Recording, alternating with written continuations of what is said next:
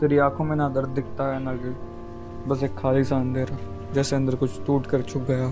तुम्हारे सारे दोस्त कह रहे हैं अमन ऐसा नहीं कर सकता। इतना अच्छा दोस्त कातिल कैसे हो सकता है? ये चुप्पी खुद के लिए है या रोहन के लिए? वाह सर, वाह। 3 महीने से सब एक ही सवाल पूछते हैं, कैसे मारा, क्यों मारा। आज पहली बार सही जगह तीर मारा है। गुनाह करके गुनहगार हमेशा हवा में रहता है, तीर उसी हवा में चलाना पड़ता है। इसी का तो डर था सर, इसी का तो डर था।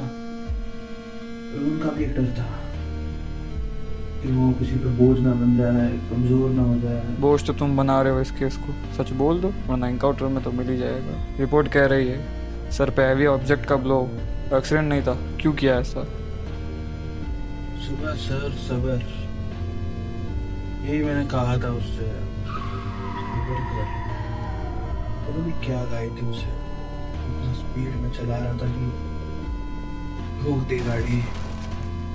रिपोर्ट में एक और चीज आई होगी, उसके शरीर का आधा हिस्सा पूरा चूर चूर हो चुका था। पर वो जिंदा था, उसे बचाया जा सकता था। कौन बचा था सर, कौन बचा था? पुलिस को कॉल किया, एम्बुलेंस को कॉल किया, कोई आया? इस देश में जिंदा चलने वाला इंसान नहीं जी सकता, तो वो तो फिर भी आधा मर चुका था। अगर बचता तो खुद की जान ले लेता।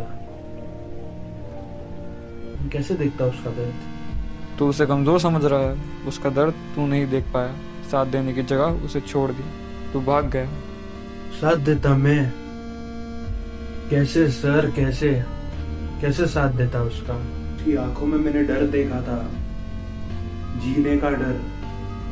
जो जिंदगी वो जीने के लिए तड़पता था, जो जिंदगी वो जीना चाहता था, वो जिंदगी से डर रहा था। वो तो रो नहीं रहा था, आजादी मांग रहा था।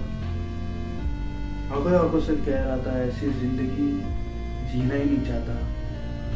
मैं भागा नहीं था सर, मैं वही था, उसे देख रहा था, उसके हाव भाव पढ़ रहा था।